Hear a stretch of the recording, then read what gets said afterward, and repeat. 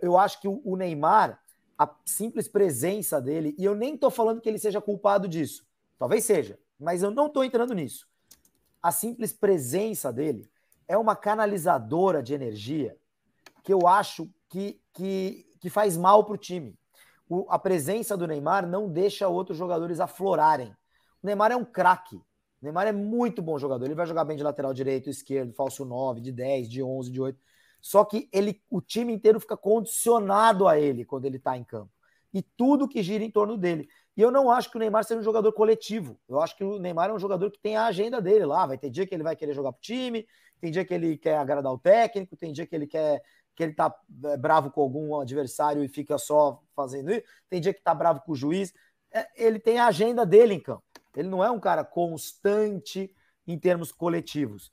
Eu acho que o Neymar, ele em muitos momentos mais atrapalha do que ajuda, e você nunca sabe se ele vai mais atrapalhar ou mais ajudar até ele entrar em campo. É até um pouco imprevisível nesse sentido.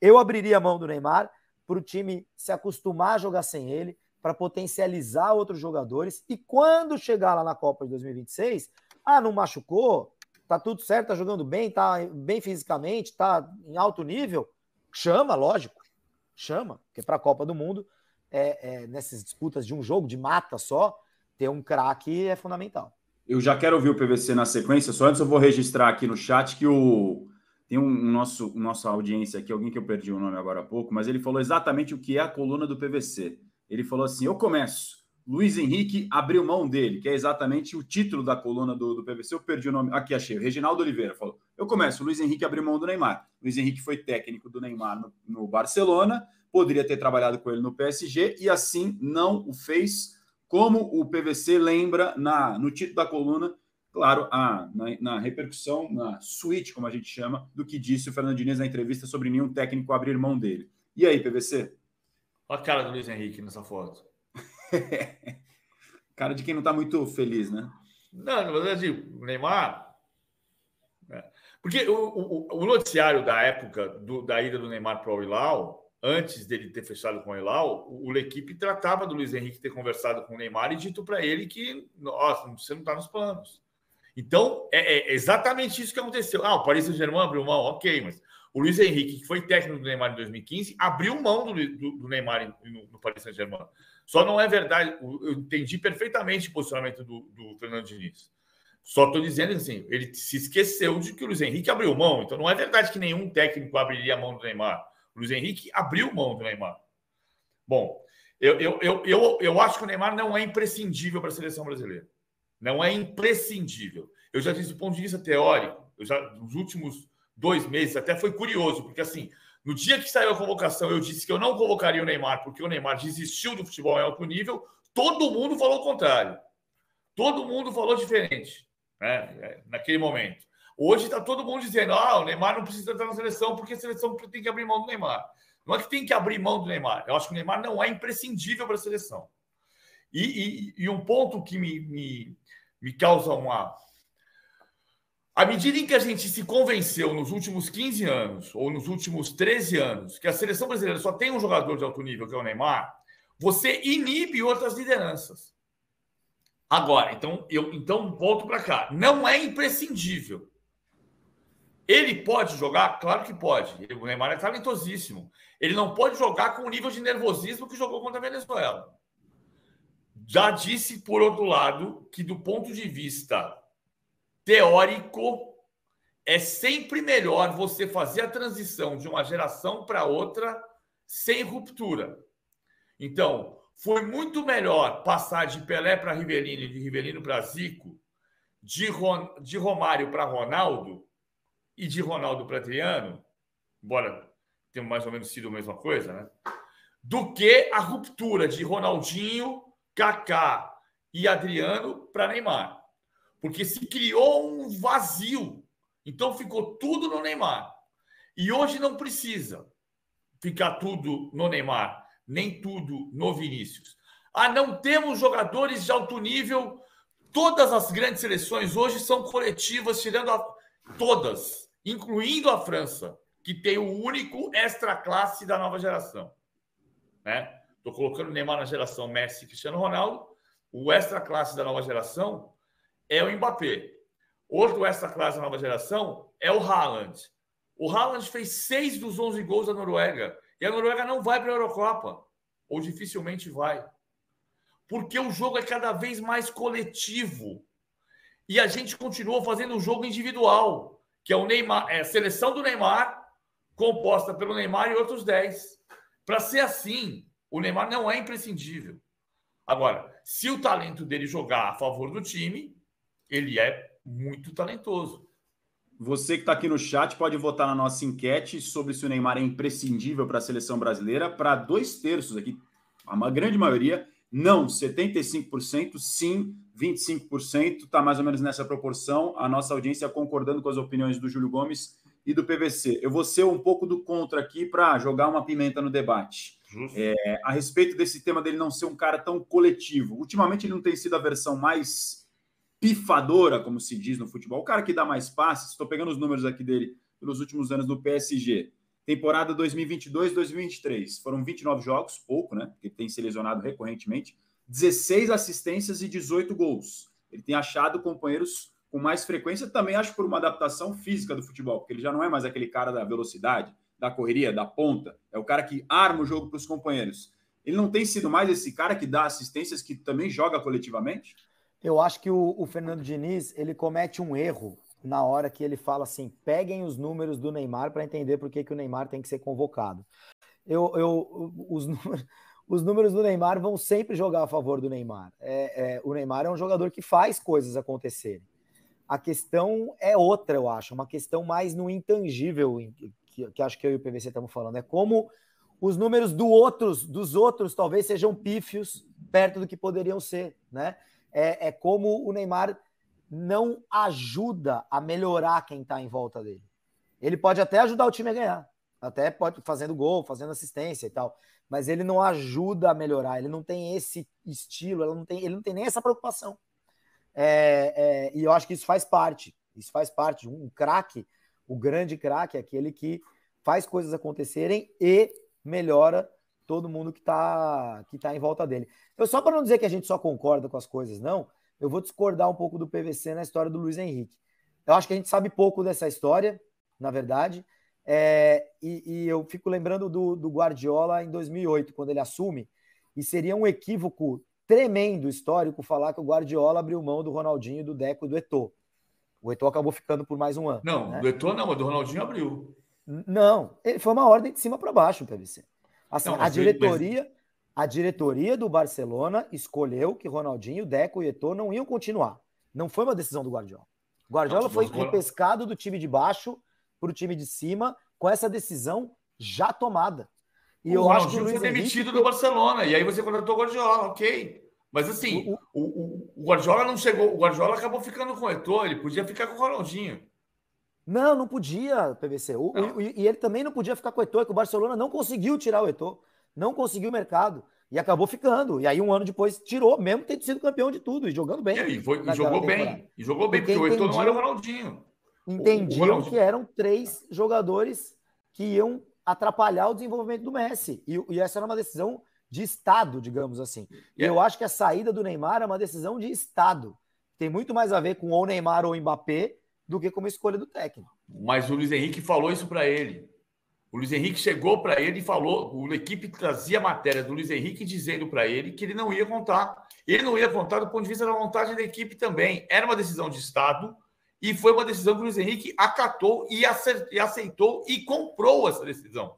Por isso foi falar para o Neymar, segundo o noticiário da equipe. Claro que é uma decisão de Estado, como o Ronaldinho também. O Ronaldinho foi demitido do Barcelona. E as pessoas precisam falar um português claro sobre isso. Por que o Ronaldinho foi demitido do Barcelona? Por que o Ronaldinho faria mal para o desenvolvimento do Messi? Porque o Ronaldinho não era um exemplo de dedicação à profissão. Isso. Porque se você fosse fazer a sucessão de Ronaldinho para Messi, como se você tivesse um exemplo de profissional na acepção do termo, o crescimento do Messi não seria freado por isso.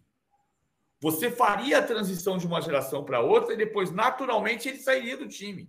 Como foi, por exemplo, o Roberto Baggio para Del Piero. Na Juventus. Como seria Messi para Neymar. Se o Neymar seria Messi para Neymar. Exatamente. Acontece que Acontece que o Ronaldinho tinha uma dedicação às festas que ia mostrar para os jogadores mais jovens do Barcelona que era assim que o jogador de futebol vivia. E o Messi nunca teve esse ponto de vista. Aliás, viralizou entre ontem e hoje uma entrevista do Fábio Capello se referindo ao Ronaldo, né? E as festas famosas do Ronaldo. Ronaldo também foi demitido do Real Madrid pelo Capello. Também. Isso. Também. Depois ele vai para o Milan. O Fábio Capello falou em entrevista, não sei exatamente qual foi o veículo, mas colegas de imprensa repercutiram. Meu último ponto sobre tema Neymar. Só para arredondar isso antes, Razan. Só para arredondar. Só por isso que o Fernando Diniz fala assim: nenhum técnico abriria a mão do Neymar. Obviamente ele está falando sobre a possibilidade, qualquer um que pode ter o Neymar, pode convocá-lo, chamá-lo, abriria a mão disso. É isso que ele está querendo dizer. E eu acho que quando a decisão é uma decisão de Estado, como foi a do Barcelona ao tirar o Ronaldinho, como foi a do próprio Real Madrid ao tirar o Ronaldo, e aí a decisão era do Capello, que se transformou numa decisão de Estado, e como foi a decisão do Paris Saint-Germain, aí acho que foge da mão do técnico. Se o Luiz Henrique não quiser abrir mão do Neymar, ele não vai poder trabalhar lá. Quer dizer, não está muito na alçada dele. A hierarquia decide nesse caso, na tua visão. Exatamente. Mas eu acho que foi as duas coisas. A minha visão é que foram as duas coisas. A mistura das duas coisas. Acho que a gente ainda vai saber mais essa história ao longo dos anos. Ficou muito fragmentado. Eu acho que foi a decisão de Estado, mas acho que o Luiz Henrique também participou. No mínimo, ele atendeu. Acatou, entendeu? No mínimo, sim. Ele podia, por exemplo, dizer que não ia trabalhar no Paris Saint-Germain. Sem o Neymar, então eu não vou. Até porque se chegarem para mim e para você perguntarem assim, Mbappé ou Neymar, eu vou escolher o Mbappé. Não, hoje tomou a mesma escolha. Não, mas se você perguntar Neymar ou Colomani, porque quem está jogando no ataque é o Colomani. Sim. Não, é óbvio que ele vai preferir o Neymar, mas não havia essa hipótese. Né? Sim. Não havia essa hipótese. Mas assim, eu havia hipótese ele não aceitar. É para trabalhar com Colomani, Dembélé e Mbappé? Não quero. Só ainda sobre esse ponto do Neymar, que vocês não veem ele como imprescindível, inclusive com a maioria da nossa audiência que está votando aqui com mais de 2/3. O que vocês acham que aconteceria se a gente tira a peça Neymar? E esse é um debate só hipotético, tá? Porque isso na prática não vai acontecer. O Fernando Diniz já cravou, como o próprio Júlio disse. O que aconteceria tirando a peça Neymar em relação aos outros? Não ficaria uma pressão exagerada em alguém ou vocês acham que distribuiria esse peso para todo mundo? Eu acho que distribui. Eu acho que essa geração tem dois dessa classe nesse momento, que são Vinícius e Rodrigo.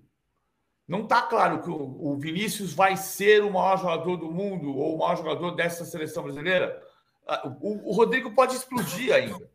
Né? Os dois são titulares do Real Madrid. O grande jogador do Real Madrid hoje é o Bellingham. O Bellingham é o dono do time hoje, nesse momento. Agora, é incrível como foi feita a transição do Real Madrid para o Vinícius. Né? O Real Madrid tem dois momentos de transição. Primeiro, a ruptura do Cristiano Ronaldo, quando o Cristiano vai para a Juventus. Aí você passa um processo de reconstrução do protagonista e consegue transformar o Benzema em protagonista com o Vinícius seu grande coadjuvante. E acontece um caso fantástico de que o coadjuvante vira protagonista na final da Champions. Porque foi do Vinícius o gol do título da Champions contra o Liverpool em 2022.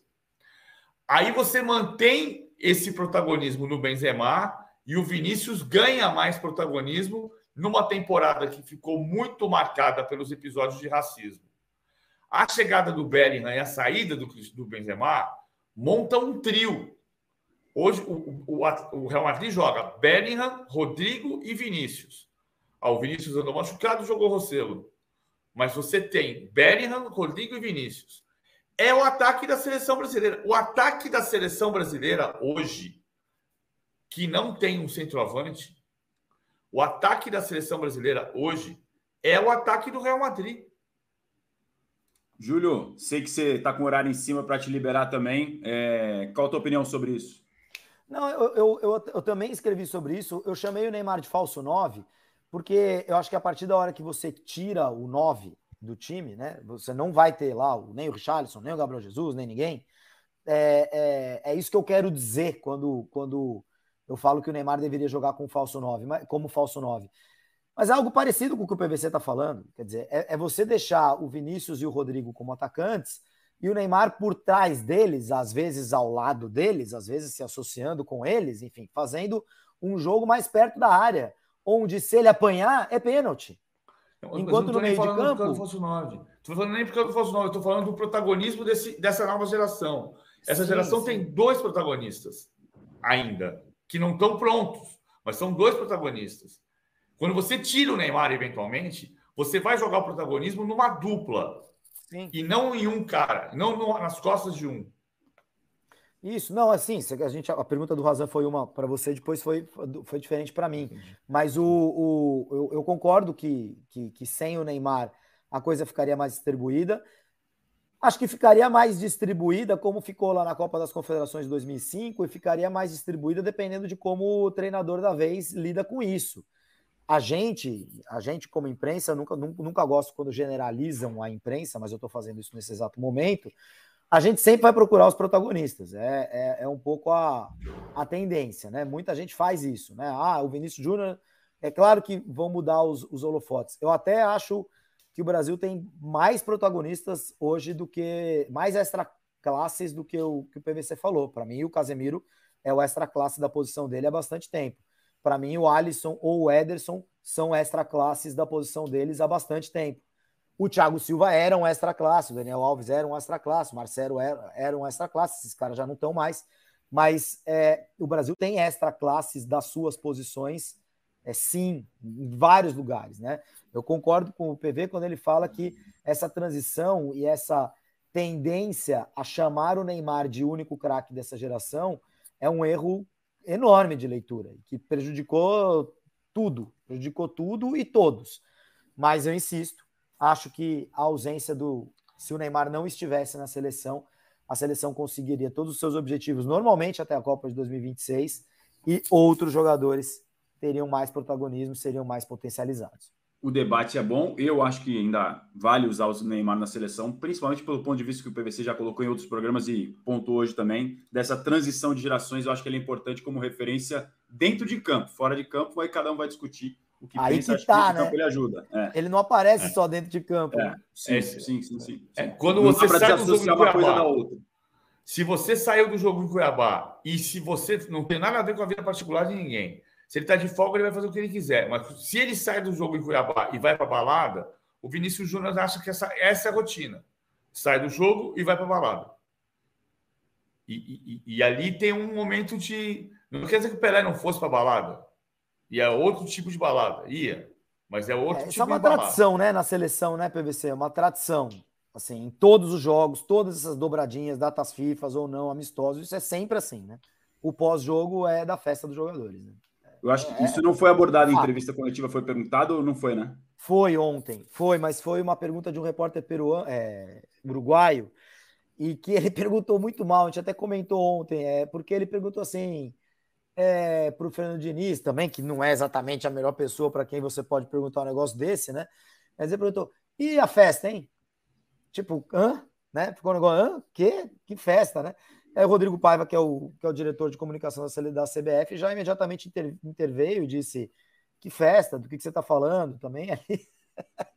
Eu não sei quem deu mais de louco ali, se o repórter ou o Rodrigo Paiva, mas aí acabou que ninguém falou da festa. O Fernando Diniz respondeu, olha, desculpa, não sei do que você está falando, que festa é essa? E ficou. E é fato, assim, os jogadores têm folga depois do primeiro jogo, e isso sempre aconteceu com evangélicos e com festeiros. Isso sempre foi assim. Júlio Gomes, direto do Uruguai. Perdão. Exemplo, né? Sim. Júlio Gomes, direto do Uruguai. Eu sei que tem muito trabalho hoje com o clássico sul-americano. Obrigado por disponibilizar grande parte do seu tempo, além do que estava combinado, meu querido. Não, fiquem tranquilos. Imagina, gente. Valeu, Razan. Valeu, PV. Um abraço. Bom resto de programa para vocês.